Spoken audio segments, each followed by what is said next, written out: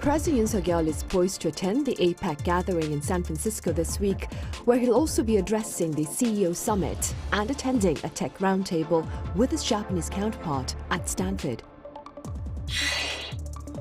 So what is the significance of the president's agenda at this year's APEC? What is the relevance of APEC amid current concerns over geopolitical tensions? And what are the implications of broader economic interests in bridging security differences? Welcome to Issues and Insiders. Today we touch upon this week's APEC gathering over in San Francisco with the focus on President Yoon Suk Yeol's agenda. For more on this, I have Professor Min Jeong-hun from the Korean National Diplomatic Academy here in the studio. Professor Min, as always, it's a pleasure to have you here. My pleasure too. I also have Professor Lim Eun-jung at Kongju National University live on the line. Professor Im, it's good to have you with us. Thank you for having me. Professor Im, let's begin then with President Yoon Suk Yeol's general agenda at this year's APEC and its significance, of course. Sure. This year was very important year in the history of Korean foreign policy, I think, because this is the 70th anniversary of the Korean War Armistice Agreement, and this year was another 70th anniversary of ROK-US alliance. So for the first half of the year until Camp Davis Trilateral Summit in August, the President Yoon Suk Yeol and his government, I think they were much more focusing on the security issue, because this is literally life or death issue for South Korea, and not only just for South Korea and for the stability of the whole region. So again, our government has been focusing on the security issues for the first half of the year, but now the gear turns to the more economic issues, and President Yoon himself is said he'll be much more focusing on more pragmatic economic interest through the multilateral meeting at the APEC summit in San Francisco. So he does have many interesting scheduled events, including his speech at the APEC CEO summit. So I think his visit to the APEC this time gonna be much more about business, investment, and again the economic interest, which is much more, of course, relevant to the original purpose of the APEC. Right, and Professor Min, APEC itself, it runs on non-binding commitments which are reached by consensus on a voluntary basis, and yet pundits claim that this particular framework is very important. Do you agree? Yes, I agree, because it's mainly because it deals with the economic cooperation as it matters. As you mentioned, the APEC operates as a cooperative, multilateral economic and trade forum, and the member economies that participate on the basis of open dialogue and the respect for all participants' opinions. And in APEC, all economies have an equal say, and the decision-making is made by consensus. So there are no binding commitments or treaty obligations, and the commitments are undertaken on a voluntary basis. It's mainly because that it includes the different countries in various countries in different continents.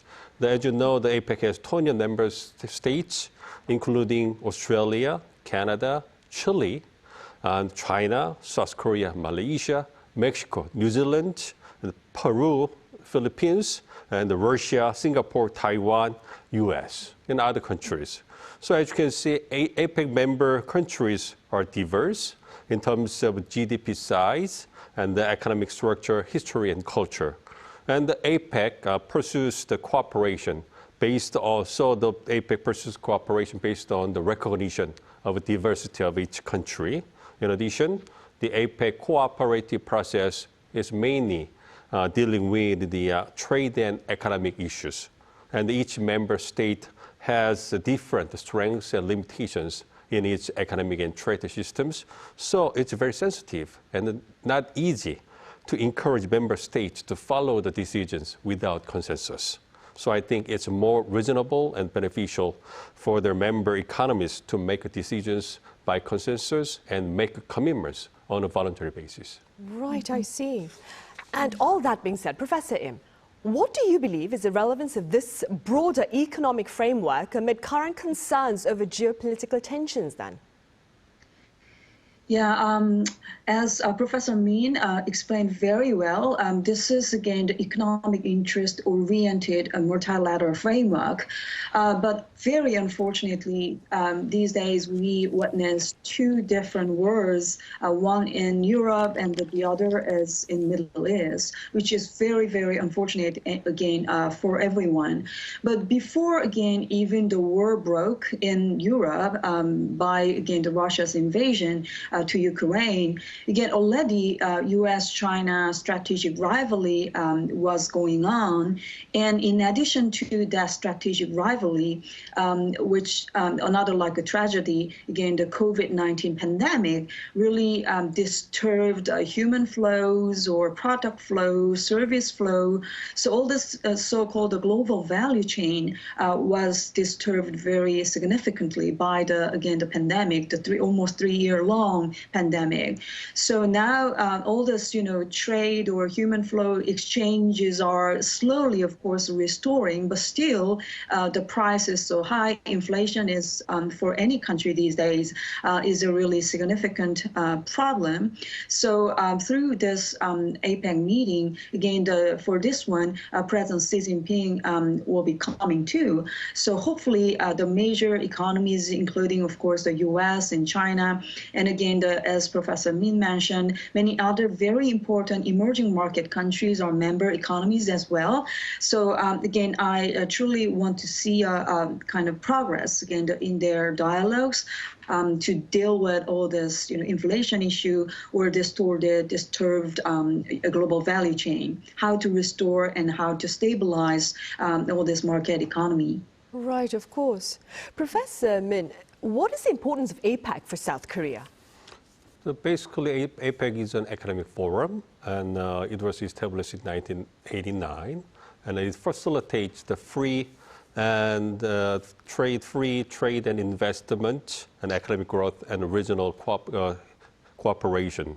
Specifically, member states support free and open trade and investment, promotes the accelerate regional economic integration, encourage economic and technical cooperation, and facilitate a favorable and sustainable business environment.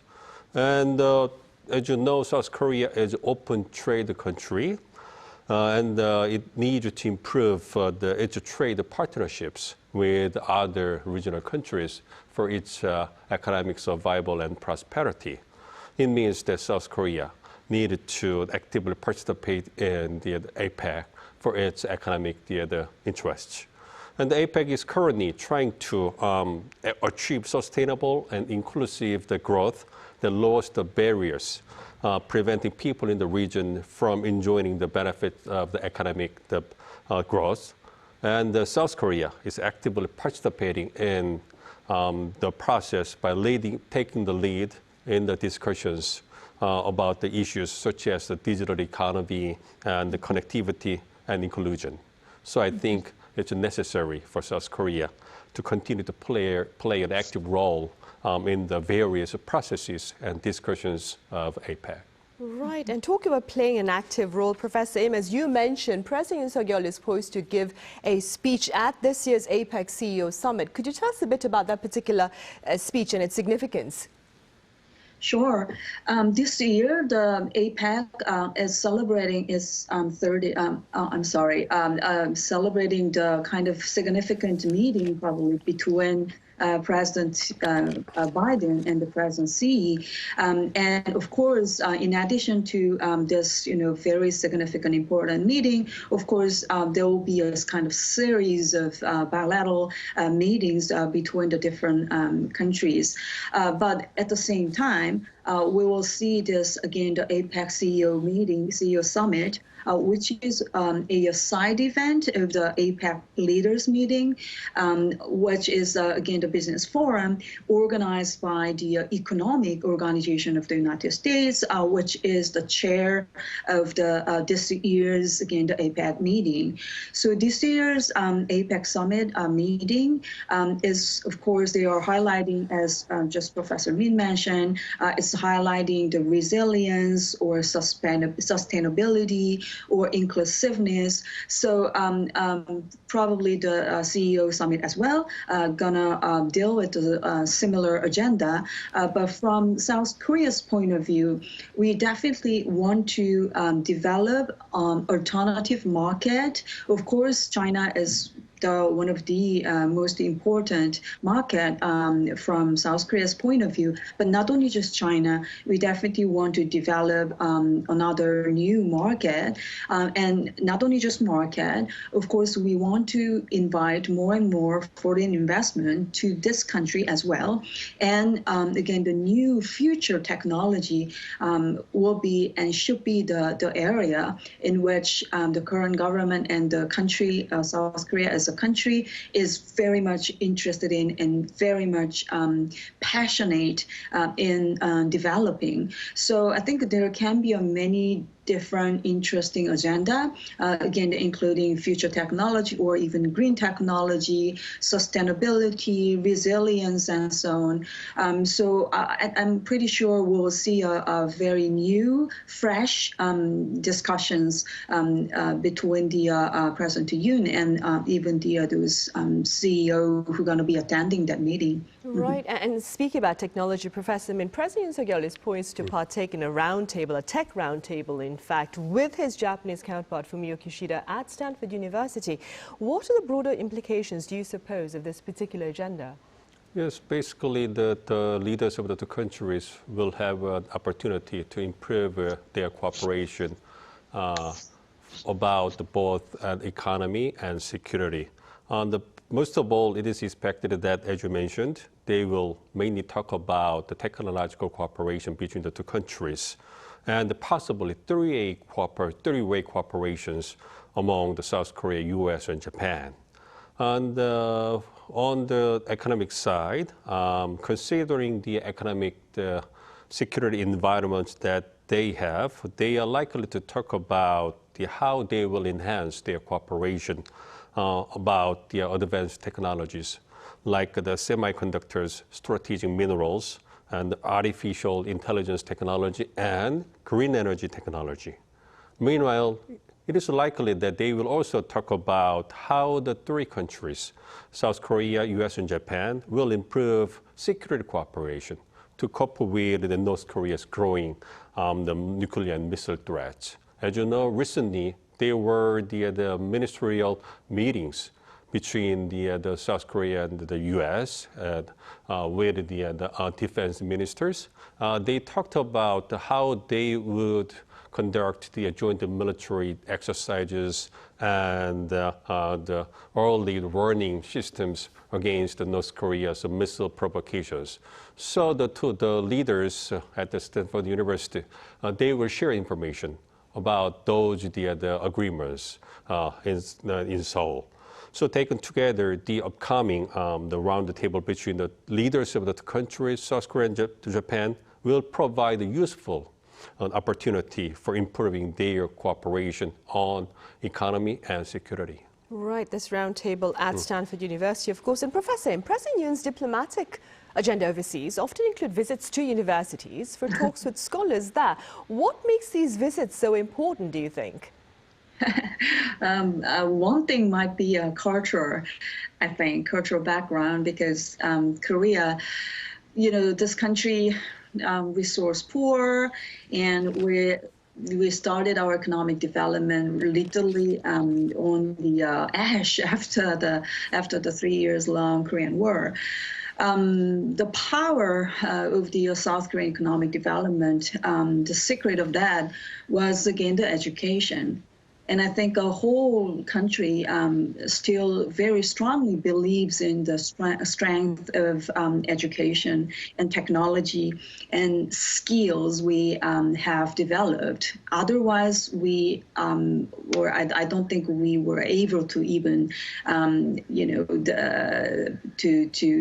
climb up all this, so-called the social ladder in the global economy. So probably, because of that kind of our experience, I think still many of us, many of our country, many of our people still want to see a more kind of very intellectual activity or like discussion on the future. Or some probably will say, this is still very traditionally Confucianism is pretty much strong in this country. And Confucianism, of course, some critiques will criticize the Confucianism, but one of the strong point of the Confucianism is again the learning. So from that kind of traditional backgrounds as well, I think Korean people love to see all this intellectual discussion, conversation between our leader and other distinguished scholar or young generation who will be again the leaders of their own country for the future. Right, future leaders of the world, of course. Professor Min, broadly speaking, do you suppose economic interests among nations within the APEC framework will help them perhaps to bridge their differences over security concerns? Yes, I think so. We can take an example of the relations between South Korea and China. As you know, regarding South Korea's positions between U.S. and China, South Korea is getting closer to the United States based on the ROK-US alliance. Specifically facing North Korea's growing military threats, South Korea is strengthening its ties with the U.S. to stably manage the security situation on the Korean Peninsula.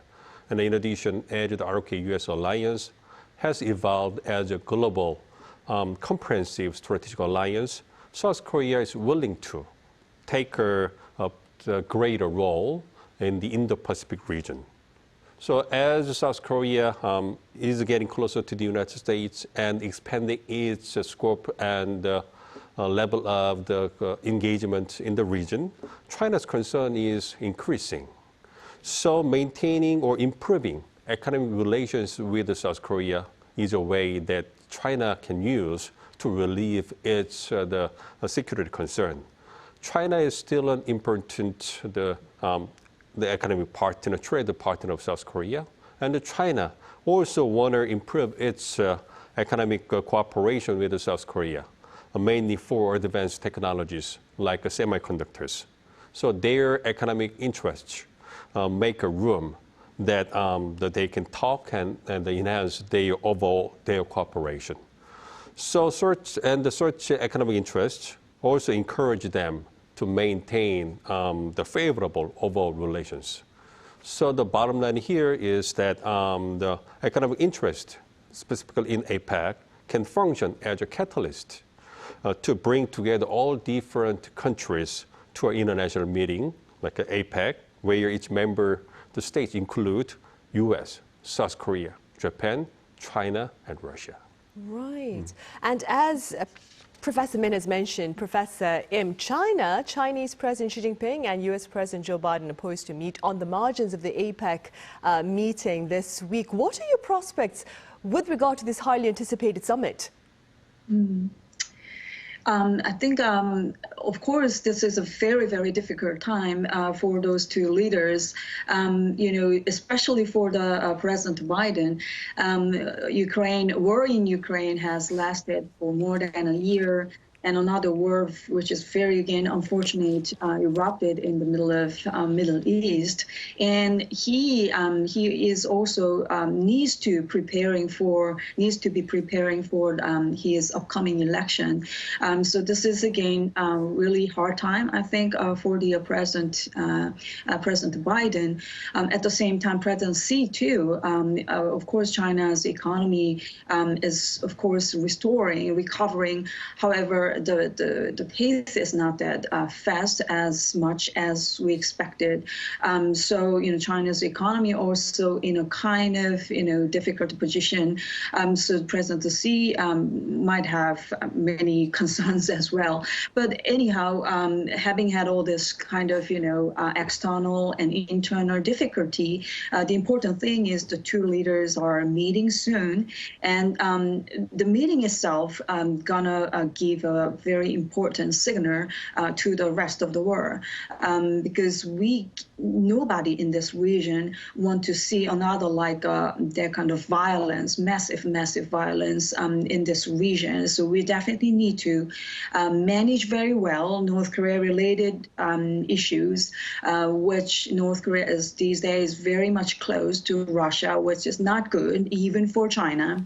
So definitely, I hope, again, the China and the America, those two leaders can talk about the stability of the region, because this region, we want be and we can be more friendlier to each other, but definitely North Korea-related issue should be managed very well, and maritime security too. So those kind of things, of course, it might be difficult for them to get a real kind of agreement, but still exchanging an idea and having a conversation can contribute to the stability of the whole region.